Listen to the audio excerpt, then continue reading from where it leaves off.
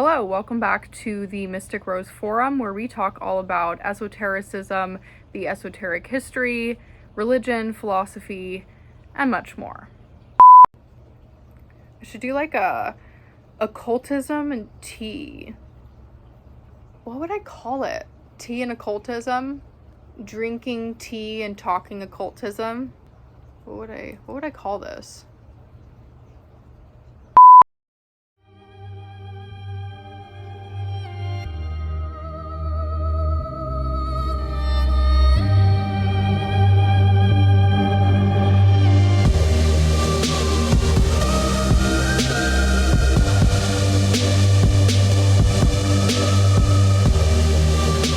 Today's special topic is going to be all about Western mysticism and Western esoteric traditions. So basically we're going to be spanning over from like ancient Greece and how that influenced a lot of Western esotericism, as well as we're going to be moving into the Middle Ages and the Renaissance era, where a lot of Hermeticism, alchemy, Abrahamic faiths sort of took on esoteric traditions. Now, what I'm going to first start off with is what is esotericism. We did talk about that in the last video, but I am going to quickly and briefly go over that again. So esotericism is basically the inner dimensions of a religious or philosophical sort of tradition. So when we're talking about Western mysticism, Western esotericism, what we're kind of looking at is traditions that sort of span throughout the West. So we have Europe, we have Spain, Italy, Germany, England, things like that.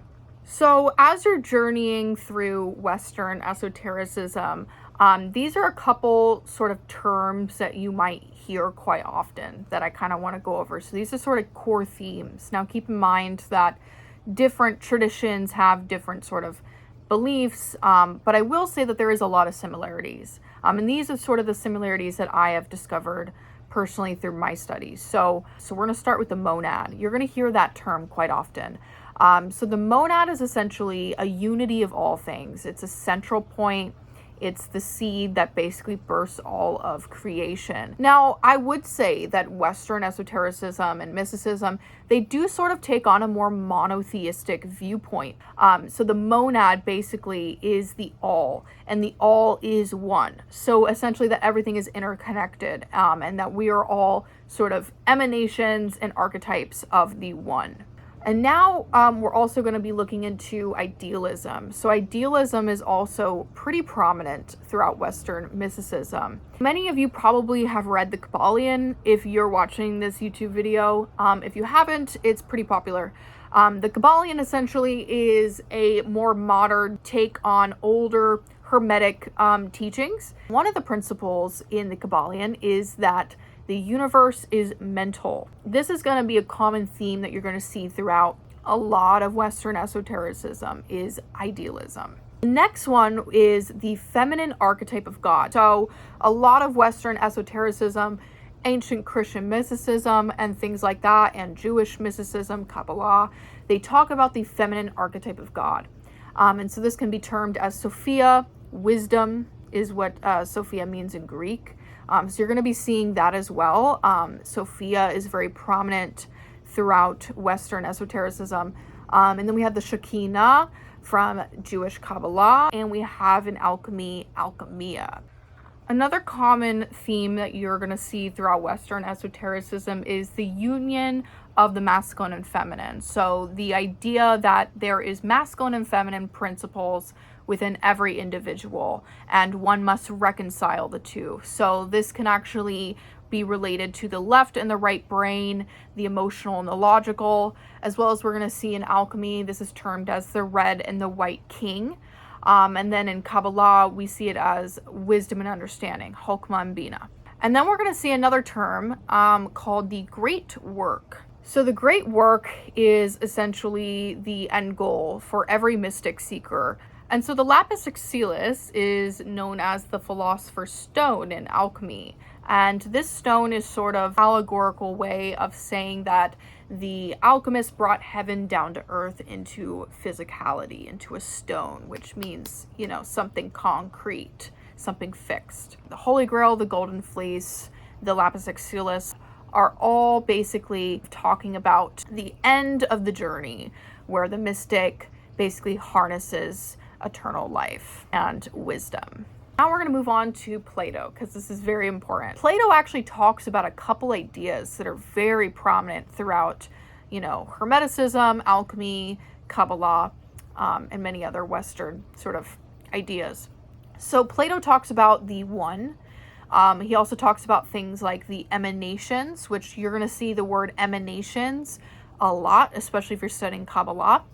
And he also talks about the divine craftsman or the demiurge, which obviously a lot of people, when they hear the word demiurge, they think of Gnosticism, but actually the demiurge, Plato's demiurge, is actually older. And what's really interesting about Plato's demiurge is that it's actually a good god. It's not a bad, evil god like the Gnostics sort of portray the demiurge. In Plato's idea, the demiurge is essentially this divine craftsman, the intellect, the one that sort of brings the order to chaos. As well as Plato talks about four worlds, the one, the good, the intellect, the world soul, and the material realm. As well as Plato talks about this concept of an ancient civilization known as Atlantis, which, if you're diving into Western esotericism, you're going to see this as well a lot too, especially through the utopian sort of movements that sprung later on. So another thing that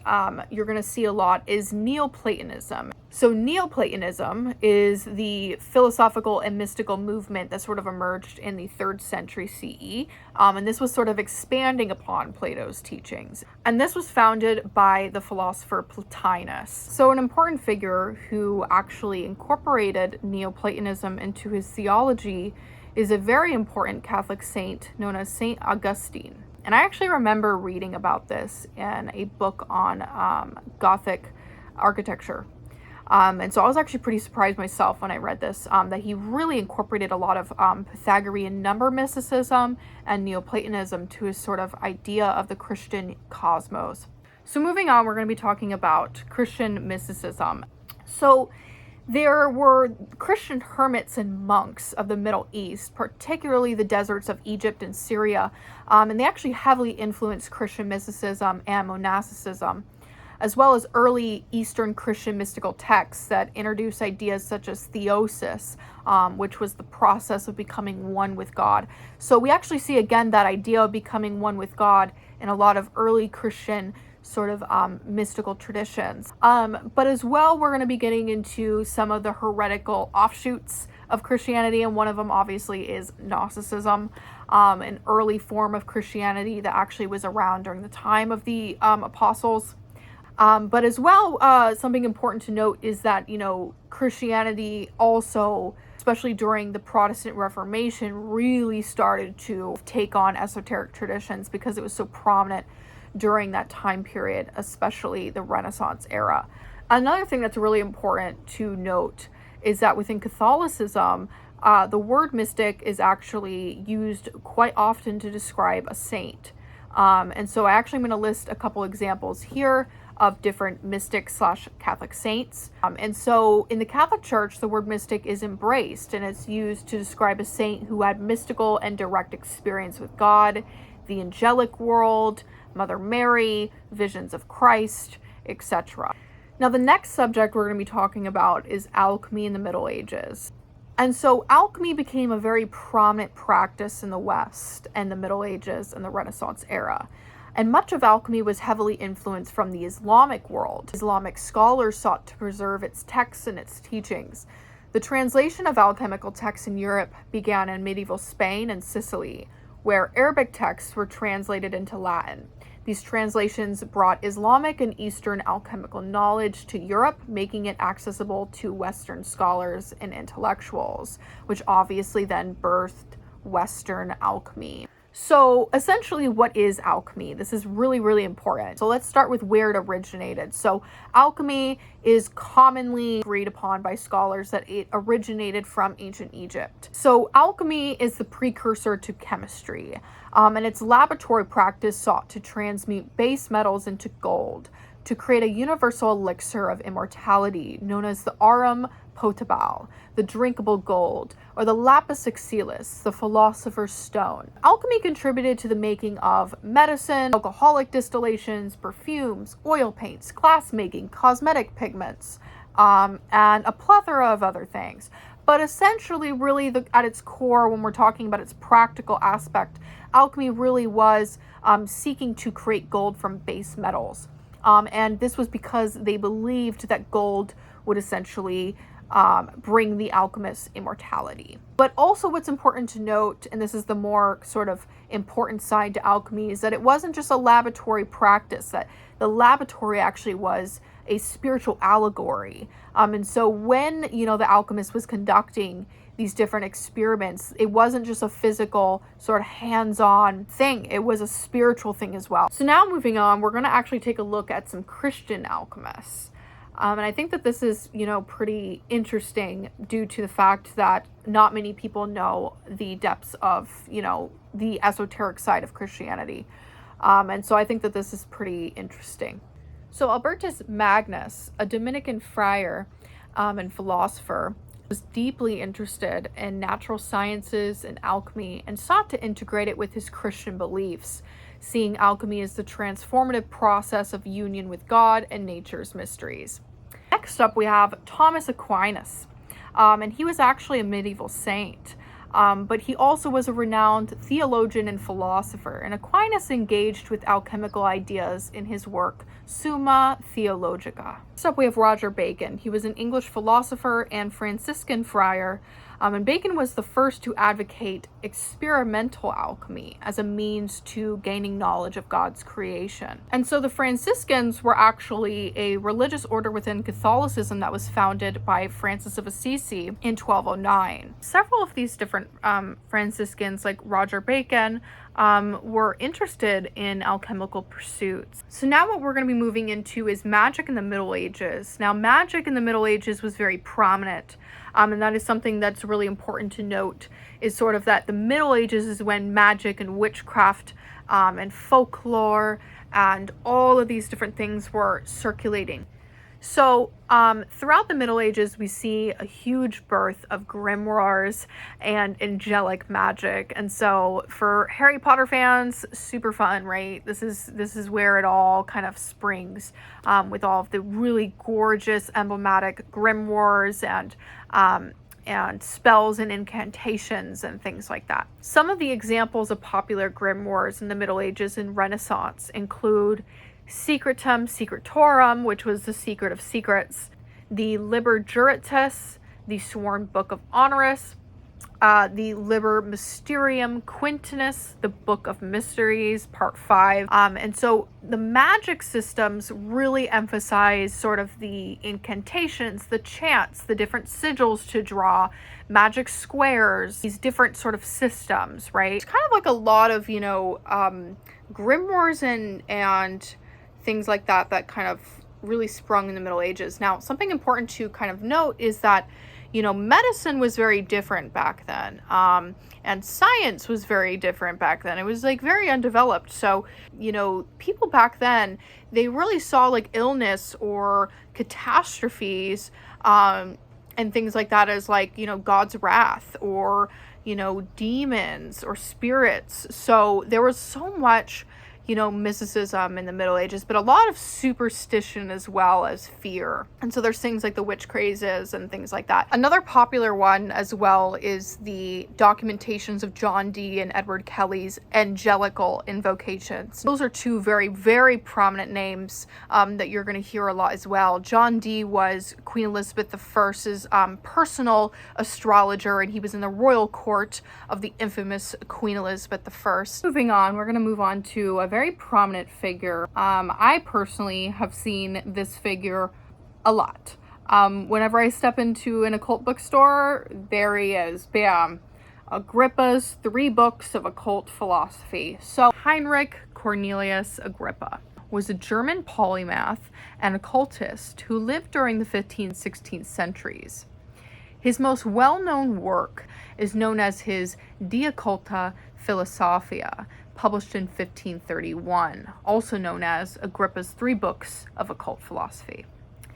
So book 1 explores natural magic, and it discusses various natural forces, spirits, and celestial influences that can be harnessed through magical practices. Book 2 focuses on celestial magic and astrological correspondences. And book 3 focuses mainly on ceremonial magic and summoning spirits and the use of divine names, symbols, and rituals.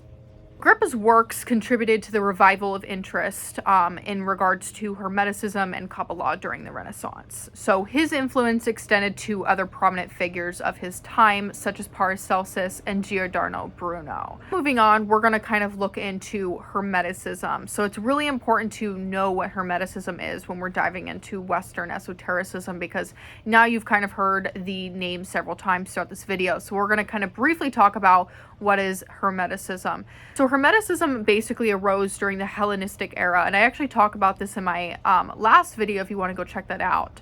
But I'll kind of briefly talk about Hermeticism here as well. So Hermeticism sort of sprang through the Hellenistic era when Greek and Egyptian culture came into contact, and thus their philosophical and mystical beliefs merged into one sort of mystical tradition known as Hermeticism. And so that's what creates the figure of Hermes Trismegistus, as he is the Egyptian Thoth and the Greek Hermes. And so during the Renaissance, at the very beginning specifically, there was a revival of Hermeticism, and that kind of came through Marsilio Ficino, who was one of the leading scholars and translators. He actually was chosen to translate many of the Hermetic texts. Through this sort of revival of Neoplatonism and Hermeticism throughout the Renaissance era, Kabbalah was starting to kind of arise, in medieval Spain. Different scholars were kind of learning from, the ancient teachings, and sort of there was the revival of ancient teachings through this time period. And so this was really a beautiful time, because the Renaissance was sort of that awakening and blossoming of, all of the ancient wisdoms from, antiquity. So now moving on, we're going to move on to a very important topic. I think that this one really is important to talk about, because Kabbalah is sort of at the root of a lot of Western esotericism. And so we're going to look at Kabbalah specifically kind of appearing in medieval Spain. And this is really where we start to see the Zohar appearing and things like that. So when we think about Kabbalah, I think it's really important to sort of keep in mind that even though Kabbalah appeared in medieval Spain, it is much older.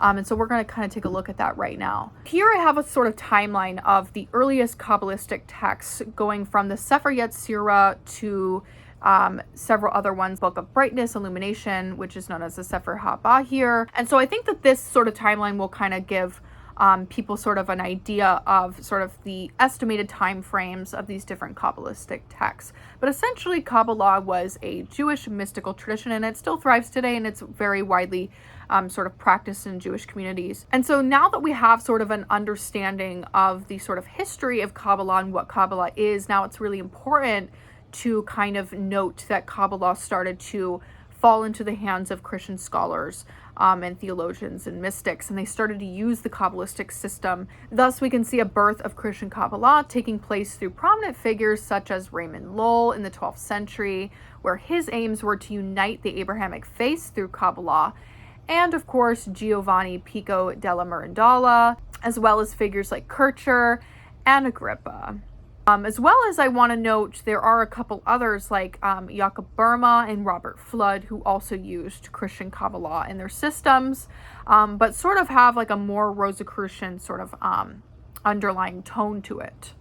Which brings me now to discuss very briefly the Rosicrucians. So, all right. Now when we're thinking about secret societies and sort of these formal organizations that kind of just pulled from all of what we just talked about, Hermeticism, Kabbalah, Gnosticism, alchemy, then we come down to the Rosicrucians. And so the Rosicrucians were a secret society that were actually Christian in nature, and they formed shortly after the Christian Protestant Reformation. The Rosicrucians as well are just this completely complex study, because we can't really pinpoint like exactly who the Rosicrucians were, who authored the manifestos, where this movement came from, and things like that. Obviously, there is a lot of speculation, conspiracy theories, and scholarly debates around the Rosicrucians, but what we do know about them is that they were a Christian secret society that emerged most likely in Germany during the 17th century. And so in my last video, I actually discussed Rosicrucianism and a little bit of Freemasonry, so if you want to go check that out on my history of mystery schools and secret societies, I highly recommend that. So through the Protestant Reformation, we see, you know, the Paracelsian circles and, you know, the Christian alchemists and all of these different, you know, mystical traditions kind of hiding in between the depths of the Protestant Reformation. And, you know, then obviously things like the Rosicrucians and the Illuminati. So now that we've kind of covered, you know, all of these different movements, right, there's just a lot going on, right? Then we got the Enlightenment, and then we got 19th century and 20th century and all this stuff going on, the occult revival. There's just so much happening. There's so much happening. There's just like a lot. I'm one person. I can't talk about all of it, even though I want to. I really hope that you enjoyed this video. I hope you found it informative, and I hope it gave you kind of like a really good introduction into kind of what Western esotericism is. Without further ado, I will see you next time.